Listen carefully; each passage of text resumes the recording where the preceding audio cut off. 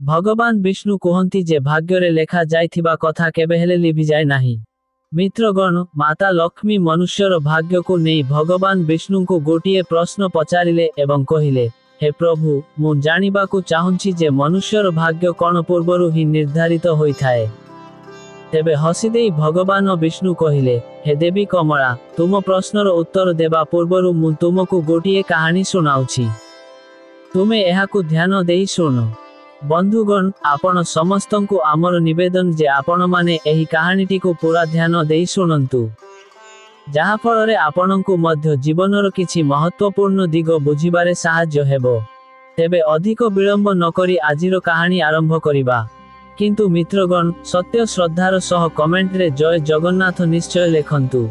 मित्रगण, भगवान विष्णु कहंती, हे देवी लक्ष्मी, मनुष्यर जीवन रे समय, परिस्थिति एवं स्थानर बड़ भूमिका थाए। अनेक थर जहा किछि घटिबाकु थाए, ताहारी अनुरूप परिस्थिति सृष्टि हेउथाए एवं जहा हेबार थाए, ताहा बास होई जाए। हे देवी, एक समयर कथा। भारत वर्षरे विक्रमादित्य नामरे जने विख्यात राजा थिले। से बड़ ही धर्मात्मा एवं न्यायप्रिय थिले। विद्वान, कुशल एवं प्रजांकु पालन करिबारे दक्ष राजा थिले। राजा विक्रमादित्य निज प्रजांकु निज पुत्र भली भल पाउथिले एवं प्रति रातिरे से निजर बेश बदलाई निज प्रजांक कुशलता एवं दुख को जानिबा पाई नगर रे भ्रमण करिबाकु बाहारुथिले। बुलुथिबा समयरे एहा अमृत बेला थिला। वर्तमान धीरे धीरे सामान्य आलुओ हेबाकु आरंभ हेला। सारा राति बुलिबा कारणरु राजा वर्तमान सहरर परिक्रमा पथ देई जाउथिले। सेही पथर अन्य पार्श्वरे एक अत्यंत घंच जंगल थिला। तापरे राजा देखिले जे जने युवक काठुरिया कांधरे कुराणी धरी जंगल रे प्रवेश करुछि ओ काठ काटिबा पाई से एक उच्च गछ ऊपर को चढ़ी गला। हठात सेही स्थान को केउठारु गोटिए भयंकर भालू दौड़ी आसिला, जाहाकु देखि विक्रमादित्य नीरवरे एक गछ पछरे लुचि गले। मात्र सेही भालू काठुरिया को गछ ऊपर को चढ़ुथिबार देखिथिला ओ से मध्य सेही गछ ऊपर को चढ़िबाकु लागिला। सेही गछरे युवक काठुरिया काठ काटिबा पाई चढ़िथिला। सेही भालू को द्रुत गतिरे गछ ऊपर को चढ़ुथिबार देखि विक्रमादित्य अत्यंत आश्चर्य हेले, कारण अधिक ओजन जोगु एही भालू केबे हेले गछ ऊपर को चढ़ी पारिबो नाही।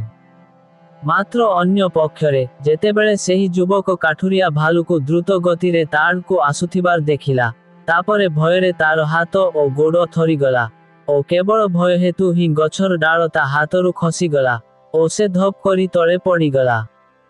सेही समयरे तार प्राणबाजु उड़ी गला।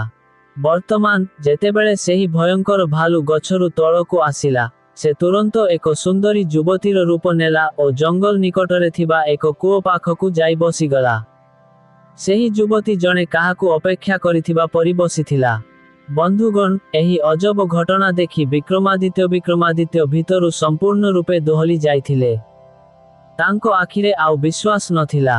वर्तमान तांकर थक्का ओ निद हठात उभेई गला, कारण राजांको मन सेही प्राणीर बेश परिवर्तन जोगु अनेक प्रश्नरे संपूर्ण रूपे घेरी रहिथिला। तापरे राजा तांको पिछा करिबाकु निष्पत्ति नेले। ओ वर्तमान राजा दूररे ठिया होई सेही स्त्री लोक उपरे आखि रखी देखुथिले जे से एबे कोन करूछि। तापरे किछि समय परे राजांकर दुई जन सैनिक जेउमाने राति पाट्रोलिंग रे थिले, सेही समय रे सेठारे अतिक्रम करुथिले ओ संयोगवशतः सेही दुई सैनिक साक्षात भाई थिले। जेतेबेले सानो भाईर आखि को निकटरे बसिथिबा एकुटिया झियो उपरे पड़िला, से तांकु देखिबा मात्रे प्रेमरे पड़िगला। ओ निज बड़ भाई को कहिला जे सेही सुंदरी झियोटी को देखो। मोते देखिबा मात्रे तांको प्रति प्रेम होइगला। मो हृदय कहूछि जे सेही मोते विवाह करिबा पाई एकमात्र उपयुक्त बधू। तापरे सानो भाईर कथा सुनी जेतेबेले सेही बड़ भाई सेही सुंदरी स्त्री को देखिले, से मध्य संपूर्ण रूपे तांको प्रति आकर्षित होइगले। तापरे बड़ भाई कहिला, हे बड़ भाई थाउ थाउ सानो भाई किपरि विवाह करि पारिबो? तुमठारु बड़ होइथिबारु मोर प्रथमे विवाह करिबा उचित। ओ हाँ, मु एही झियो को देखिबा मात्रे ही भल पाई बसिछि, तेणु मु ही तांको विवाह करिबी। तापरे निज भाई को बुझाई बड़ भाई कहिला, हे सान, एहीपरि भाबरे आमे वृथारे केवल लढुछु। आमे काहींकी एही झियोकु न पचारिबा जे से आम दुहिंक मध्यरु जाहाकु पसंद करिबो तांको विवाह करिबो। तापरे दुई भाई एही प्रश्नर उत्तर जानिबा पाई निज भितरे एही निष्पत्ति नेई सेही सुंदरी झियो पाखकु गले। तापरे बड़ो भाई सेही झियोकु पचारिला, हे सुंदरी तुमे किए ओ तुमे एकुटिया एठारे कौन करुछ? तापरे सेही झियोटी कहिला, हे सैनिक मो नाम रूपा, मो पाख गानरे रुहे ओ मो स्वामी को खोजिबा पाई एही जंगल रे बुलुछि। तापरे सानो भाई कहिला, कौन हेला आमकु कुह, तुमरो स्वामी केउठारे अछंती, आमे दुहे तांको खोजिबारे तुमकु साहाय्य करि पारिबु। तापरे एक मधुर कोमल हस सहित राजेई जाई सेही झियोटी कहिला, ओहो मुन एपर्यंत कुमारी ओ मुन जणे उपयुक्त साथी खोजिबारे बाहारिछि। मोर एही दुनियारे केही नाहांती, जणे मा थिले से मध्य किछि दिन पूर्वरु आरपारिकु चाली गले। एहा केडे भलो कथा जे दुई भाई अविवाहित, जदि तुमे चाहुंछ तुमे आम दुहिंक मध्यरु जनकु विवाह करि पारिबो। तापरे सेही झियोटी हसी हसी कहिला, मु तुम दुहिंकु पसंद करे, मु काहाकु विवाह करिबी ताहा तुमे निष्पत्ति नियो। तापरे बड़ो भाई कहिला जे सेमाने दुहे सेही समान द्वंद्व नेई तांको पाखकु आसिथिले। वर्तमान कोन करिबु? ठीक अछि, मु एही निष्पत्ति नेउछि, मु तुम दुहिंक मध्यरु जनकु विवाह करिबी, मात्र एथिपाई मोर एक शर्त अछि। तापरे दुई भाई एकाठी कहिले, आमकु कुह कौन करिबाकु हेबो। तापरे कुमारी झियोटी कहिला, तुम दुहिंक मध्यरु जिए अधिक साहसी और शक्तिशाली हेबो मु तांको विवाह करिबी। बंधुगण एहा सुनिबा मात्रे दुई भाई परस्पर को श्रेष्ठ और शक्तिशाली प्रमाणित करिबाकु इच्छा करी परस्पर सह लड़िबाकु लागिले। लड़ू लड़ू दुई भाई निज खंडा बाहर कले और तापरे सानो भाई बड़ो भाईर पेट चिरीदेला और प्रतिशोध नहीं बड़ो भाई सानो भाईर बेक काटिदेला। एहीपरि भावरे छटपट होई सेही दुई भाई निज हातरे निज जीवन हराइले। तापरे सेही झियोटी जोररे हसिबाकु लागिला और सेठारु उठी घंच जंगल रे प्रवेश कला। अन्य पक्षरे एही स्त्री लोक कौन कला ताहा देखी राजा पुणी थरे चकित होइगले और निज मनरे भाबिले जे एही झियोटी एक प्रतारक थिला। वर्तमान से आगकु कौन करिबो मु देखिबा उचित। एहा भाबी राजा मध्य किछि दूरता बजाय रखी चुपचाप सेही झियोर पीछा करिबाकु लागिले। बंधुगण वर्तमान सूर्य देवता संपूर्ण रूपे उदय होई सारिथिले। गछ चढ़िबा और तापरे एक सुंदरी झियोरे रूपांतरित हेबार एही विचित्र घटना को निज आखिरे देखी राजा निजर चेता हराई सारिथिले। वर्तमान से निजर भोक शोष और राज्यर व्यापार उपरे कौनसी ध्यान देउ नथिले। से केवल सेही रहस्यमय सुंदरी झियो विषय रे जानिबाकु उत्सुक थिले। वर्तमान विक्रमादित्य सेही सुंदरी झियोठारु एक उपयुक्त दूरता बजाय रखी प्राय 2 कोश चाली आसिथिले। वर्तमान राजांकर आश्चर्यर समस्त सीमा भांगी तांको आउथरे आश्चर्य करी हठात सेही सुंदरी झियोटी एक स्त्रीरु वर्तमान एक विषधर सापरे रूपांतरित होई जाइथिला और सेही विषधर साप वर्तमान बहुत द्रुत गति रे आगकु बढ़िबाकु लागिला। तापरे किछि दूर जिबा परे आगरे एक नदी प्रवाहित हेउथिला। तापरे सेही भयंकर विषाक्त साप नदी कूଳରେ पहुंची राजा देखुथिबा बेले नदी रे डेई पड़िला और नदी मझिरे एक डंगा जाउथिला जेउथिरे 10 रु 12 जन लोक थिले। तापरे सेही विषाक्त साप सेही डंगा आडकु जिबाकु लागिला। बंधुगण विक्रमादित्य एही सबु देखि कूଳରେ ठिया होइथिले। तापरे हठात सेही विषाक्त साप सेही डंगा भितरकु डेई पड़िला। एहा करिबा मात्रे डंगारे धान दौड़ आरंभ होइगला और समस्ते निज जीवन बंचाइबा पाई सेही डंगारु पानीकु डेई पड़िले और धान दौड़ जोगु सेही डंगाटी मध्य हठात ओल्टी गला। वर्तमान जेउमाने पहनरिबा जानिथिले सेमाने कौनसी प्रकारे नदीरु बाहरी आसिले और जेउमाने पहनरिबा जानि नथिले सेमाने समस्ते पानी रे बुडी मरिगले। बंधुगण किछि समय परे सेही साप नदीरु बाहरी नदी कूळरु आगकु बढ़िबाकु लागिला। विक्रमादित्य पुणी थरे तार पछे पछे चालिबाकु लागिले। तापरे किछि दूर जिबा परे राजा पुणी थरे आश्चर्य होइगले कारण सेही साप आउथरे निजर जादुकरी रूप बदलाइला। वर्तमान से एक गरीब वृद्ध ब्राह्मणर रूपरे थिला। तापरे राजा भाबिले जे वर्तमान एही रहस्यमय प्राणी विषय रे सूचना पाइबा पाई उपयुक्त समय। କାରଣ ଏହି ସମୟରେ ସେ ଜଣେ ବୃଦ୍ଧ ବ୍ରାହ୍ମଣର ରୂପରେ ଅଛି, ଯାହା ଯୋଗୁଁ ମୁଁ ବର୍ତ୍ତମାନ ବିପଦରେ ରହିବି ନାହିଁ। ଆଜି ମୁଁ ବହୁତ ସହଜରେ ତାଙ୍କ ପାଖରେ ପହଞ୍ଚି ପାରିବି। ଏହା ଭାବି ବିକ୍ରମାଦିତ୍ୟ ବହୁତ ଦ୍ରୁତ ଗତିରେ ସେହି ରହସ୍ୟମୟ ବ୍ରାହ୍ମଣ ଆଡ଼କୁ ଯିବାକୁ ଲାଗିଲେ। ରାଜା ତାଙ୍କର ପ୍ରତାରଣା ଓ ତାଙ୍କର ରହସ୍ୟମୟ ଗତିବିଧିକୁ ପିଛା କରୁଥିଲେ। ବର୍ତ୍ତମାନ ରାଜା ଦ୍ରୁତ ପାଦରେ ଚାଲି ପ୍ରତାରକ ବ୍ରାହ୍ମଣ ପାଖରେ ପହଞ୍ଚିଲେ। ସେ ହାତ ଯୋଡ଼ି ତାଙ୍କୁ ସମ୍ମାନର ସହିତ ପ୍ରଣାମ କଲେ। ତାପରେ ସେହି ବୃଦ୍ଧ ବ୍ରାହ୍ମଣ ମଧ୍ୟ ହାତ ଉଠାଇ ଅଭିବାଦନ ଗ୍ରହଣ କଲେ ଓ ତାଙ୍କୁ ଆଶୀର୍ବାଦ ଦେଲେ। ତାପରେ ରାଜା ସେହି ବ୍ରାହ୍ମଣଙ୍କ ନିକଟରେ ପହଞ୍ଚି ସେହି ବ୍ରାହ୍ମଣଙ୍କୁ ପଚାରିଲେ, ହେ ବ୍ରାହ୍ମଣ ଦେବ, ଆପଣ କିଏ?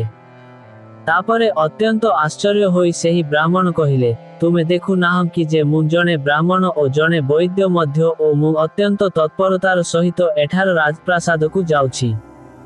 କାରଣ ଏଠାକାର ରାଜା ବିପଦରେ ଅଛନ୍ତି ଓ ତାଙ୍କୁ ଜଣେ ବୈଦ୍ୟ ଆବଶ୍ୟକ। ସେହି ବ୍ରାହ୍ମଣଙ୍କ ମୁହଁରୁ ଏପରି କଥା ଶୁଣି ରାଜା ସ୍ତବ୍ଧ ହୋଇଗଲେ। ତାଙ୍କ ଶରୀର ସମ୍ପୂର୍ଣ୍ଣ ରୂପେ ଝାଳରେ ଭିଜି ଯାଇଥିଲା। ବର୍ତ୍ତମାନ ତାଙ୍କର ଧୈର୍ଯ୍ୟ ମଧ୍ୟ ଭାଙ୍ଗି ଯାଇଥିଲା। ବନ୍ଧୁଗଣ, ଭଗବାନ ବିଷ୍ଣୁ କୁହନ୍ତି, ହେ ଦେବୀ ମହାଲକ୍ଷ୍ମୀ, କାହିଁକି ନୁହେଁ? କାରଣ ପ୍ରତ୍ୟେକ ମନୁଷ୍ୟ ନିଜ ମୃତ୍ୟୁକୁ ଭୟ କରେ, ଓ ବିଶେଷ କରି ଯେତେବେଳେ ତାଙ୍କର ମୃତ୍ୟୁ ନିଜେ ତାଙ୍କ ସାମ୍ନାରେ ଠିଆ ହୋଇ ତାଙ୍କ ସହ କଥା ହେଉଥାଏ। ବିକ୍ରମାଦିତ୍ୟ ବର୍ତ୍ତମାନ ବହୁତ ଭୟଭୀତ ଥିଲେ। ମାତ୍ର ତଥାପି ସେ ନିଜର ଆତ୍ମବିଶ୍ୱାସକୁ ଦୃଢ଼ କରି ସେହି ବ୍ରାହ୍ମଣଙ୍କୁ କହିଲେ, ହେ ବିପ୍ରବର, କିଛି ସତ କୁହ। ଏହିପରି ମିଛ କହିବା ତୁମକୁ ଶୋଭା ପାଏ ନାହିଁ। ଏହା ବଦଳରେ ତୁମେ ଏକ ବହୁତ ବଡ଼ ଦଣ୍ଡ ପାଇପାର କିମ୍ବା ତୁମକୁ ଫାଶୀ ମଧ୍ୟ ଦିଆଯାଇପାରେ। ଓ ହଁ, ମୁଁ ତୁମକୁ କହିବାକୁ ଚାହୁଁଛି ଯେ ଏଠାକାର ରାଜା ମୋର ବନ୍ଧୁ ଓ ତାଙ୍କ ଜୀବନ ଏପର୍ଯ୍ୟନ୍ତ ସୁରକ୍ଷିତ ଅଛି। ତାପରେ ଏକ କୋମଳ ହସ ସହିତ ସେହି ବ୍ରାହ୍ମଣ କହିଲେ, ମୁଁ ସବୁ କିଛି ଜାଣେ। ତୁମେ ବୃଥାରେ ମୋର ସମୟ ନଷ୍ଟ କରୁଛ। ମୁଁ ଯାହା ବି ହୁଏ, ତୁମର ସେଥିରେ କ'ଣ ଅଛି? ତୁମେ କେବଳ ନିଜ କାମରେ ଧ୍ୟାନ ଦିଅ। ତାପରେ ସ୍ୱର ଉଠାଇ ବିକ୍ରମାଦିତ୍ୟ କହିଲେ, ହେ ବ୍ରାହ୍ମଣ, ତୁମେ ପୁଣିଥରେ ସତ କହୁନାହଁ। ତୁମେ ଯାହା କହୁଛ, ମିଛ କାହିଁକି କହୁଛ? ତୁମେ ଜଣେ ବ୍ରାହ୍ମଣ ନୁହଁ। ତୁମେ ଯାହା ପରି ଦେଖାଯାଉଛ, ତାହା ନୁହଁ। ମୁଁ ସମ୍ପୂର୍ଣ୍ଣ ସତ୍ୟ ନ ଜାଣିବା ପର୍ଯ୍ୟନ୍ତ ତୁମକୁ ଛାଡ଼ି ପାରିବି ନାହିଁ। ତୁମକୁ ସତ କହିବାକୁ ପଡ଼ିବ। ତାପରେ ପୁଣିଥରେ ସାମାନ୍ୟ ହସି ବ୍ରାହ୍ମଣ କହିଲେ, ହେ ଯୁବକ, ମୁଁ ଜଣେ ବ୍ରାହ୍ମଣ। ମୋତେ ଯିବାକୁ ଦିଅ, ନଚେତ୍ ତୁମେ ଏଠାରେ ରାଜାଙ୍କ ମୃତ୍ୟୁର କାରଣ ହେବ। ତୁମେ ଏଥିପାଇଁ ବହୁତ ଦୁଃଖ କରିବ। ବ୍ରାହ୍ମଣଙ୍କ ମୁହଁରୁ ଏପରି କଥା ଶୁଣି ରାଜା କ୍ରୋଧିତ ହୁଅନ୍ତି ଓ ସେ ନିଜର ଗୁପ୍ତ ଖଣ୍ଡା ବାହାର କରି ବ୍ରାହ୍ମଣଙ୍କୁ ପଚାରନ୍ତି, ବର୍ତ୍ତମାନ ତୁମେ ମୋତେ ମିଛ କହିପାରିବ ନାହିଁ। ତୁମେ ଏକ ସୁନ୍ଦରୀ ଝିଅ ହୋଇ ସେହି ଦୁଇ ସୈନିକ ଭାଇଙ୍କୁ ପରସ୍ପର ହାତରେ ମାରି ଦେଇଥିଲ।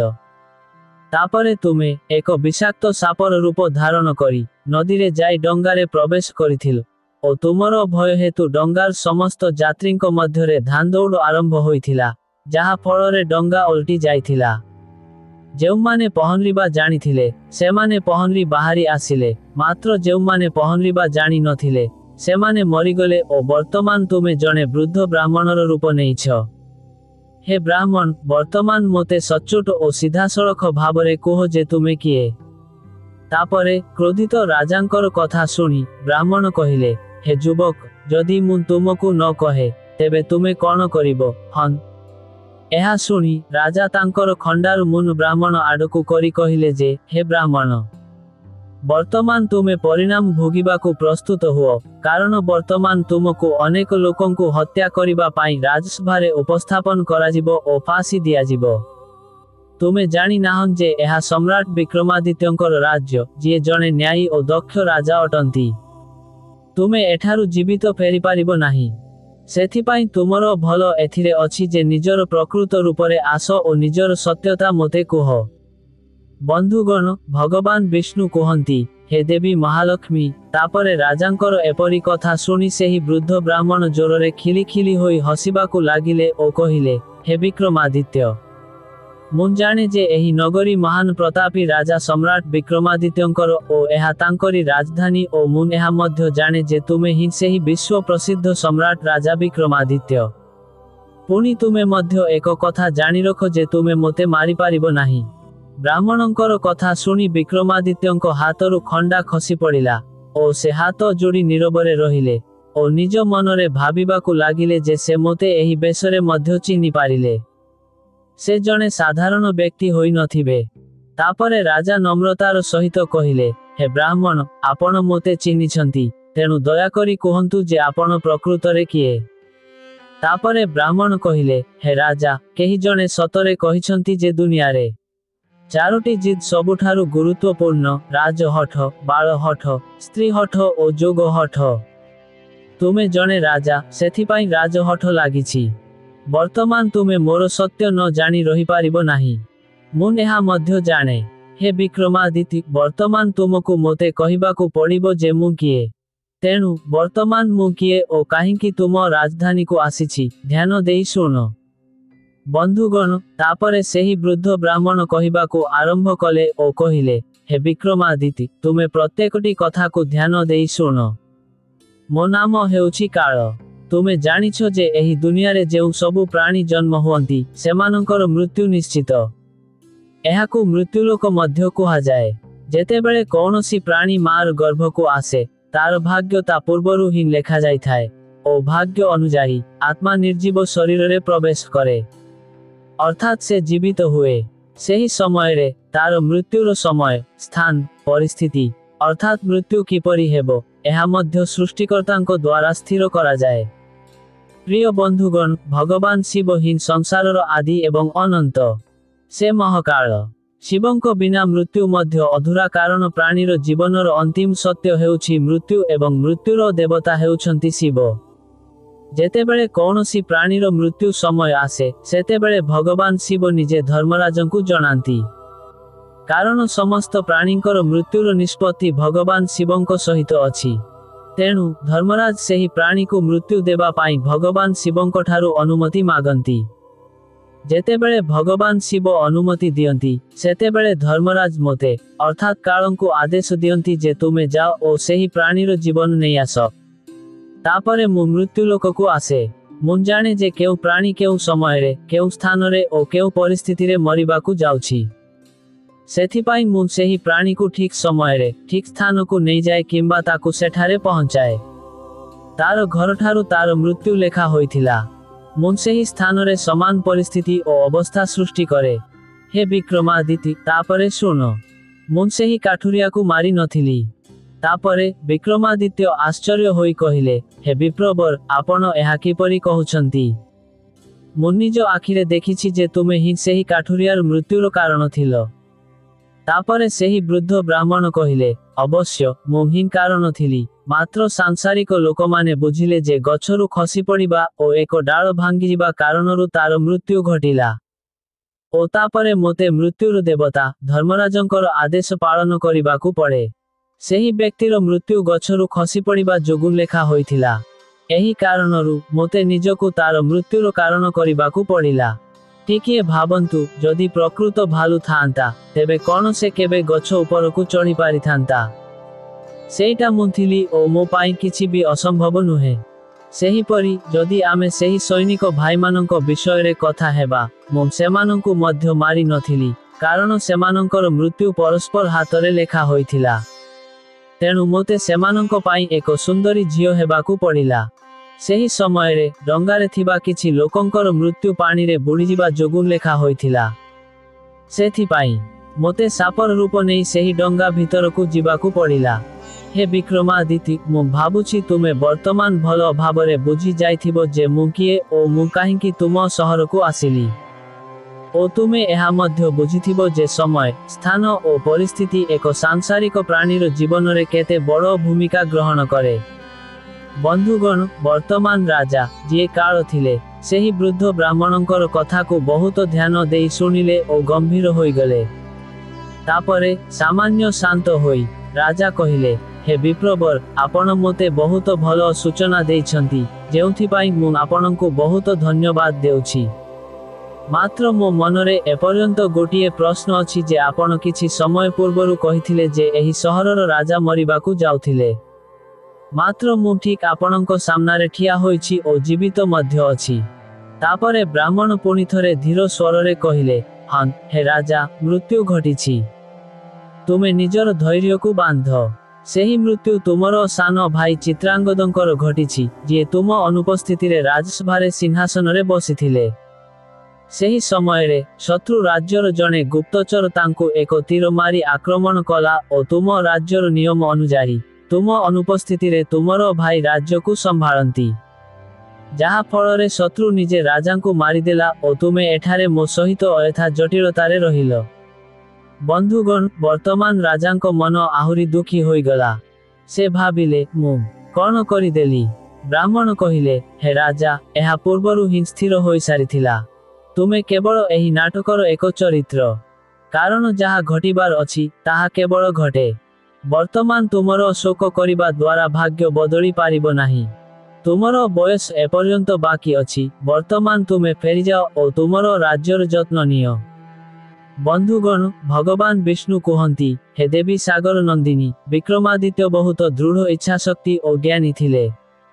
ସେ ସେହି ମୁହୂର୍ତ୍ତକୁ ଭୁଲିଯାଇ ନିଜର ମୃତ୍ୟୁ ବିଷୟରେ ଜାଣିବାକୁ ଇଚ୍ଛା ଜାଗ୍ରତ କଲେ ଓ ବ୍ରାହ୍ମଣଙ୍କୁ କହିଲେ, ହେ ଯମଦୂତ, ମୋତେ କ୍ଷମା କର, ମୁଁ ତୁମକୁ ଚିହ୍ନିବାରେ ଭୁଲ କରିଦେଲି। ମାତ୍ର ମୋ ମନରେ ଏପର୍ଯ୍ୟନ୍ତ ଏକ ପ୍ରଶ୍ନ ଅଛି। ମୁଁ ତୁମର ସନ୍ଦେହ ଦୂର କରିବି। ତାପରେ ରାଜା ଏକ ଗମ୍ଭୀର ସ୍ୱରରେ କହିଲେ, ମୁଁ ମୋର ମୃତ୍ୟୁ ବିଷୟରେ ଜାଣିବାକୁ ଚାହେଁ। ତାପରେ ଯମଦୂତ କହିଲେ, ନା, ହେ ରାଜା, ଜଣେ ସାଧାରଣ ଲୋକ ପାଇଁ ଏହି କଥା ଯେପର୍ଯ୍ୟନ୍ତ ଗୁପ୍ତ ରହିବ, ସେପର୍ଯ୍ୟନ୍ତ ହିଁ ସେ ଏହି ଦୁନିଆରେ ମିଶି ବଞ୍ଚିପାରିବ। ନଚେତ୍ ସେ ମୃତ୍ୟୁ ପୂର୍ବରୁ ମୁହୂର୍ତ୍ତକୁ ମୁହୂର୍ତ୍ତ ଛଟପଟ ହୋଇ ମରିଯାଏ। କାରଣ ଚିନ୍ତା ଓ ଶବଦାହ ମଧ୍ୟରେ କୌଣସି ପାର୍ଥକ୍ୟ ନାହିଁ। ଚିତା କେବଳ ଥରେ ଶବକୁ ଜାଳେ, ମାତ୍ର ଚିନ୍ତା ମନ ଓ ଶରୀରକୁ ପ୍ରତି ମୁହୂର୍ତ୍ତରେ ମାରେ। ବନ୍ଧୁଗଣ, ମାତ୍ର ରାଜାଙ୍କର ପ୍ରବଳ ଜିଦ୍ ଯୋଗୁଁ ବ୍ରାହ୍ମଣ କହିଲେ, ହେ ରାଜା, ତୁମେ ମୋ ସହିତ ଯେପରି ରହିଲ ଓ ଅନ୍ୟ ଲୋକଙ୍କର ଓ ତୁମ ଭାଇର ମୃତ୍ୟୁ ବିଷୟରେ ଶୁଣିବା ପରେ ମଧ୍ୟ ଓ ତୁମେ ମୋତେ ଜଣେ ଜ୍ଞାନୀ ବ୍ୟକ୍ତି ଭାବରେ ଦେଖାଯାଉଛ, ତେଣୁ ମୁଁ ତୁମକୁ ତୁମର ମୃତ୍ୟୁ ବିଷୟରେ କହୁଛି। ହେ ରାଜା, ଧ୍ୟାନ ଦେଇ ଶୁଣ, ତୁମର ମୃତ୍ୟୁ ଠିକ୍ 1 ବର୍ଷ ପରେ ଶୂଳୀରେ ଚଢ଼ିବା ଦ୍ୱାରା ହେବ। ଓ ବିଶେଷ କରି ତୁମର ମୃତ୍ୟୁ ଏହି ସହରରେ ତୁମ ପ୍ରାସାଦରେ ହିଁ ହେବ ଓ ତୁମେ ଖୁସିରେ ତୁମର ମୃତ୍ୟୁକୁ ଗ୍ରହଣ କରିବ। ସେ ଚାଲିଗଲେ। ବନ୍ଧୁଗଣ, ଅନ୍ୟ ପକ୍ଷରେ ବିକ୍ରମାଦିତ୍ୟ ନିଜ ପ୍ରାସାଦକୁ ଫେରି ଆସନ୍ତି ଓ ନିଜ ଭାଇର ଶେଷକୃତ୍ୟ ସମ୍ପାଦନ କରନ୍ତି ଓ ନିଜ ରାଜ୍ୟର ବ୍ୟାପାରକୁ ଠିକ୍ ଭାବରେ ସମ୍ଭାଳିବାକୁ ଆରମ୍ଭ କରନ୍ତି। ସେ ଯମଦୂତଙ୍କ ସହିତ ଘଟିଥିବା ଘଟଣା ବିଷୟରେ ସବୁକିଛି ଭୁଲିଯାନ୍ତି ଓ ଏହିପରି ଭାବରେ ପରବର୍ତ୍ତୀ 6 ମାସ ବିତିଯାଏ। ତାପରେ ଦିନେ ହଠାତ୍ ରାଜା ରାତିରେ ଭୟରେ ଉଠି ପଡ଼ନ୍ତି। ସେ ଆସୁଥିବା ମୃତ୍ୟୁର ଶବ୍ଦ ଅନୁଭବ କରିବାକୁ ଲାଗନ୍ତି। ବନ୍ଧୁଗଣ, ଭଗବାନ ବିଷ୍ଣୁ କୁହନ୍ତି, ହେ ଦେବୀ, ଜଣେ ମଣିଷ ଯେତେ ନିର୍ଭୟ ହେଲେ ମଧ୍ୟ ସେ ନିଜ ମୃତ୍ୟୁକୁ ଏଡ଼ାଇବା ପାଇଁ ନିଶ୍ଚିତ ଭାବରେ କିଛି ନା କିଛି ଉପାୟ ଖୋଜିବ ଓ ରାଜା ମଧ୍ୟ ଏକ କୌଶଳ ଖୋଜିଲେ। ତାପରେ ପରଦିନ ସକାଳେ ଏହା ସହିତ ଜଣେ ମହାନ ମନ୍ତ୍ରୀ ରାଜାଙ୍କୁ କହିଲେ, ମହାରାଜ, ଯଦି ଆମେ ଆମ ରାଜ୍ୟରୁ ସବୁ ପ୍ରକାରର ଧାରୁଆ ବସ୍ତୁ ଯେପରିକି ଫାଶୀକାଠ, ବର୍ଚ୍ଛା, ଛୁରୀ କିମ୍ବା ଫାଶୀକାଠ ପରି ତୀକ୍ଷ୍ଣ ଯେକୌଣସି ଜିନିଷକୁ ବାସନ୍ଦ କରି ସେହି ସବୁ ଜିନିଷକୁ ରାଜନଗର ବାହାରକୁ ବାହାର କରିଦେବା, ତେବେ ଆପଣଙ୍କୁ କେବେହେଲେ ଫାଶୀକାଠ ଉପରକୁ ଚଢ଼ିବାକୁ ପଡ଼ିବ ନାହିଁ। ତାଙ୍କ ମନ୍ତ୍ରୀଙ୍କର ଏହି ପରାମର୍ଶ ରାଜାଙ୍କ ସମେତ ସମସ୍ତ ଲୋକଙ୍କୁ ପସନ୍ଦ ଆସିଲା ଓ ସେମାନେ ସମସ୍ତେ ସେହିପରି କଲେ। ବନ୍ଧୁଗଣ, ବର୍ତ୍ତମାନ ବିକ୍ରମାଦିତ୍ୟ ସାମାନ୍ୟ ଶାନ୍ତ ହେଲେ, ମାତ୍ର ନିଜ ମୃତ୍ୟୁକୁ ଭୟ କରିବାକୁ ଆରମ୍ଭ କଲେ। ଯାହା ଯୋଗୁଁ ବର୍ତ୍ତମାନ ତାଙ୍କ ରାତିର ନିଦ ଚାଲିଗଲା। ବର୍ତ୍ତମାନ ସେ ନିଜ ମନୋରଞ୍ଜନ ପାଇଁ ନୂତନ ହବି ଆରମ୍ଭ କଲେ। ତାପରେ ଏହିପରି ଭାବରେ ପରବର୍ତ୍ତୀ ଦିନଗୁଡ଼ିକ ମଧ୍ୟ ବିତିଗଲା ଓ ସେହି ଦିନ ମଧ୍ୟ ଆସିଲା, ଯାହାର ପରଦିନ ସକାଳେ ରାଜାଙ୍କର ମୃତ୍ୟୁ ଫାଶୀ ଦ୍ୱାରା ହେବାର ଥିଲା। ବର୍ତ୍ତମାନ ରାଜା ଆହୁରି ଅଧିକ ବିବ୍ରତ ହୋଇଗଲେ। ଆଗକୁ କଣ ହେବ ସେ ବୁଝିପାରିଲେ ନାହିଁ। ତାପରେ ସେମାନେ ନିଜ ମନରେ ଭାବିଲେ, ଆଜି ଆସ, ଆଉଥରେ ସହର ବୁଲି ଆସିବା, ହୁଏତ ସମ୍ଭବ। ଯଦି ମୁଁ ପ୍ରାସାଦରେ ନ ରୁହେ, ତେବେ ଏହି ସ୍ଥାନରେ ହେବାକୁ ଥିବା ମୃତ୍ୟୁକୁ ଏଡ଼ାଇ ଦିଆଯାଇପାରିବ କି? ଏହା ଭାବି ବିକ୍ରମାଦିତ୍ୟ ନିଜକୁ ଜଣେ ଗରିବ ଭିକାରୀର ବେଶରେ ଲୁଚାଇ ଅଧରାତିରେ ଚୁପଚାପ ନିଜ ପ୍ରାସାଦ ଛାଡ଼ି ନିଜ ସହରରେ ବୁଲିବାକୁ ଆରମ୍ଭ କଲେ। ବର୍ତ୍ତମାନ ଅନେକ ଦିନ ଧରି ସେ ଠିକ୍ ଭାବରେ ଶୋଇ ନଥିଲେ। ସେଥିପାଇଁ ସେ ଥକି ଯାଇଥିଲେ। ତାପରେ ସେ ଚୁପଚାପ ଏକ ଘରେ ପ୍ରବେଶ କଲେ। ସେହି ଘରଟି ରାଜପ୍ରାସାଦର ଜଣେ ଦରଜୀର ଥିଲା, ଯିଏ ରାଜା ଓ ରାଣୀଙ୍କ ପାଇଁ ବିଶେଷ ପୋଷାକ ସିଲେଇ କରୁଥିଲା। ବିକ୍ରମାଦିତ୍ୟ ଚୁପଚାପ ଯାଇ ସେହି ଘରର ଏକ କୋଣରେ ଶୋଇଗଲେ। ବର୍ତ୍ତମାନ ରାତିର ଶେଷ ପ୍ରହର ବିତୁଥିଲା। ରାଜା କେଉଁଠାରେ ଥିଲେ ତାହା ପ୍ରାସାଦରେ କାହାକୁ ଜଣା ନଥିଲା।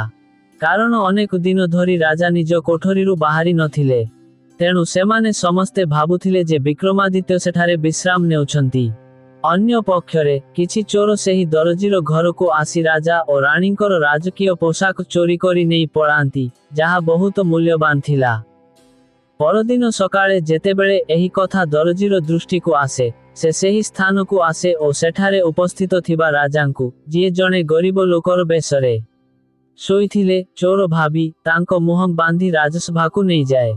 ବନ୍ଧୁଗଣ, ବର୍ତ୍ତମାନ ରାଜମହଲରେ ବିକ୍ରମାଦିତ୍ୟଙ୍କ ପୁଅ, ଯିଏ ନିଜ ପିତାଙ୍କ ଅନୁପସ୍ଥିତିରେ ସିଂହାସନରେ ବସିଥିଲେ, ସେ କିଛି ନ ଜାଣି, ନ ଭାବି ଓ ନ ବୁଝି ନିଜ ସୈନିକମାନଙ୍କୁ ଆଦେଶ ଦେଲେ। ନିଷ୍ପତ୍ତି ନେଲେ ଯେ ଏହି ଚୋରକୁ ଫାଶୀ ଦିଆଯାଉ। ଏହି କଥା ଶୁଣି ରାଜା ତରତରରେ ଉଠିଲେ। ସେ ଚାରିପାଖର ପରିବେଶକୁ ଦେଖିଲେ। ତାପରେ ସେ ଅନୁଭବ କଲେ ଯେ ତାଙ୍କର ନିଜ ସୈନିକମାନେ ତାଙ୍କୁ ଚୋର ଭାବି ବନ୍ଦୀ କରି ନେଇଛନ୍ତି ଓ ବର୍ତ୍ତମାନ ତାଙ୍କର ନିଜ ପୁଅ ହିଁ ତାଙ୍କୁ ଫାଶୀ ଦେବାକୁ ଆଦେଶ ଦେଇଛି। ବନ୍ଧୁଗଣ, ତାପରେ ଯେତେବେଳେ ସମସ୍ତେ ସଭାରେ ଉପସ୍ଥିତ ଥାଆନ୍ତି, ରାଜା ସମଗ୍ର ବିବରଣୀ ନିଜ ମନ୍ତ୍ରୀମାନଙ୍କୁ ବର୍ଣ୍ଣନା କଲେ ଓ କହିଲେ, ହେ ମନ୍ତ୍ରୀମାନେ, ମୁଁ ଓ ଆମେ ସମସ୍ତେ ଏକ ବଡ଼ ଦ୍ୱନ୍ଦ୍ୱରେ ଅଛୁ। ବର୍ତ୍ତମାନ ମୋତେ କିଛି ଉପାୟ ଖୋଜିବାକୁ ଦିଅ ଯାହା ଫଳରେ ମୋର ଜୀବନ ବଞ୍ଚିଯିବ ଓ ରାଜାଙ୍କର, ଯିଏ ମୋର ପୁଅ, ଆଦେଶ ମଧ୍ୟ ଖାଲି ରହିବ ନାହିଁ। ତାପରେ ତାଙ୍କର ମୁଖ୍ୟମନ୍ତ୍ରୀ ସେହି ଦରଜୀକୁ ନିଜ ଉପସ୍ଥିତିକୁ ଡାକିଲେ ଓ ସମସ୍ତ ସଦସ୍ୟଙ୍କୁ ଉପଦେଶ ଦେବା ସମୟରେ କହିଲେ, ମହାରାଜ, ଆଜିର ସମୟରେ ଆମ ରାଜ୍ୟରେ କୌଣସି ଫାଶୀକାଠ କିମ୍ବା ଧାରୁଆ ଜିନିଷ ନାହିଁ। ମାତ୍ର ଆଜି ଏହି ରାଜକୀୟ ଆଦେଶ ଅନୁଯାୟୀ ଆମେ ମହାରାଜଙ୍କୁ ଫାଶୀକାଠ ବଦଳରେ ଏକ ଛୋଟ ସୂଚୀର ମୁନ ଉପରେ ବସାଇବା, ଯାହା ଫଳରେ ନା ରାଜା ମରିବେ ଓ ନା ଆଦେଶ ବିରୁଦ୍ଧରେ କୌଣସି ବିଦ୍ରୋହ ହେବ। ତାଙ୍କର ମହାନ ମନ୍ତ୍ରୀଙ୍କ ଠାରୁ ଏହା ଶୁଣି ରାଜାଙ୍କ ସମେତ ସେଠାରେ ଉପସ୍ଥିତ ଥିବା ସମସ୍ତେ ସହମତ ହୁଅନ୍ତି ଓ ସମୟ ଅନୁଯାୟୀ ରାଜାଙ୍କୁ ସୂଚୀର ମୁନ ଉପରେ ବସାଯାଏ। ମାତ୍ର ଭାଗ୍ୟରେ ଅନ୍ୟ କିଛି ଲେଖା ଥିଲା। ରାଜା ଖୁସିରେ ସୂଚୀର ମୁନ ଉପରେ ବସିବା ମାତ୍ରେ ସେହି ସୂଚୀ ତାଙ୍କ ଦେହରେ ଫୋଡ଼ି ହୋଇଗଲା ଓ ଯାହା ଫଳରେ ତାଙ୍କଠାରୁ ବହୁତ ରକ୍ତ ବୋହିବାକୁ ଲାଗିଲା, ଯାହା ବନ୍ଦ ହେଉନଥିଲା। ଅନେକ ଡାକ୍ତର ଆସିଲେ, ମାତ୍ର ସେତେବେଳକୁ ବହୁତ ବିଳମ୍ବ ହୋଇଯାଇଥିଲା। ସୂଚୀର କଣ୍ଟା ଫୋଡ଼ା ଯୋଗୁଁ ଛଟପଟ ହୋଇ ରାଜାଙ୍କର ମୃତ୍ୟୁ ହୋଇଗଲା। ବର୍ତ୍ତମାନ କାଳ ରାଜା ବିକ୍ରମାଦିତ୍ୟଙ୍କର ଜୀବନ ନେଇ ଯାଇଥିଲେ। ଏହି ସମୟରେ ସେ ସେମାନଙ୍କ ପୁଅ ଅଙ୍ଗଦଙ୍କ ରୂପରେ ସେହି ସଭାରେ ଉପସ୍ଥିତ ଥିଲେ। ତେଣୁ ବନ୍ଧୁଗଣ, ଭଗବାନ ବିଷ୍ଣୁ କୁହନ୍ତି, ହେ ଦେବୀ ମହାଲକ୍ଷ୍ମୀ, ଏହିପରି ଭାବରେ ମନୁଷ୍ୟର ଭାଗ୍ୟରେ ଲେଖା ହୋଇଥିବା ପ୍ରତ୍ୟେକ ଘଟଣା ସ୍ଥିର ହୋଇଥାଏ। ସେ ଯେତେ ଚେଷ୍ଟା କଲେ ମଧ୍ୟ କେହି ଭାଗ୍ୟକୁ ଏଡ଼ାଇ ପାରିବେ ନାହିଁ। ଯାହା ଘଟିବାର ଅଛି ତାହା କେବଳ ଘଟେ। କୌଣସି ପ୍ରାଣୀ ଏକ ସୁଖୀ ଓ ଶାନ୍ତିପୂର୍ଣ୍ଣ ଜୀବନ ବଞ୍ଚିବା ପାଇଁ ସେ ନିଜର ଭାଗ୍ୟ ଓ ଭବିଷ୍ୟତ ବିଷୟରେ ଅତ୍ୟଧିକ ଚିନ୍ତା କରିବା ଉଚିତ ନୁହେଁ। ପ୍ରତ୍ୟେକ ମୁହୂର୍ତ୍ତରେ ଆନନ୍ଦ ନେଇ ନିଜର କର୍ମକୁ ନିୟମିତ ଭାବରେ କରିବା ଉଚିତ ଓ ସର୍ବଦା ଧାର୍ମିକ ଆଚରଣ କରିବା ଉଚିତ। ଜଣେ ଭଗବାନଙ୍କ ନାମରେ ଲୀନ ରହିବା ଉଚିତ। ହରେ କୃଷ୍ଣ ହରେ ରାମ। ଯଦି ଆପଣ ହଁ କହୁଛନ୍ତି, ତେବେ ଆମ ଚ୍ୟାନେଲକୁ ଲାଇକ୍ କରନ୍ତୁ ଓ ଯଦି ଆପଣ ନୂଆ ଅଛନ୍ତି, ତେବେ ନିଶ୍ଚିତ ଭାବରେ ଫଲୋ କରନ୍ତୁ। ତେଣୁ ବନ୍ଧୁଗଣ, ବୋଧହୁଏ ସେଥିପାଇଁ ଭଗବାନ ଆମକୁ ଭବିଷ୍ୟତ ଜାଣିବାର କ୍ଷମତା ଦେଇନାହାନ୍ତି, ଯାହା ଫଳରେ ଆମେ ଆମର ଜୀବନକୁ ଏକ ଉତ୍ତମ ଉପାୟରେ ବଞ୍ଚିପାରିବା। ଓ ସେହି କଥା ମଧ୍ୟ ସେହି ରାଜାଙ୍କ ପାଇଁ ପ୍ରଯୁଜ୍ୟ। ଯଦି ରାଜା ଭବିଷ୍ୟତରୁ ତାଙ୍କର ମୃତ୍ୟୁ ବିଷୟରେ ନ ପଚାରିଥାନ୍ତେ, ତେବେ ସେ ଏକ ବର୍ଷ ପାଇଁ ଭୟରେ ପ୍ରାସାଦରେ ବନ୍ଦୀ ହୋଇ ରହିବା ପରିବର୍ତ୍ତେ ଏକ ଉତ୍ତମ ଜୀବନ ବିତାଇଥାନ୍ତେ।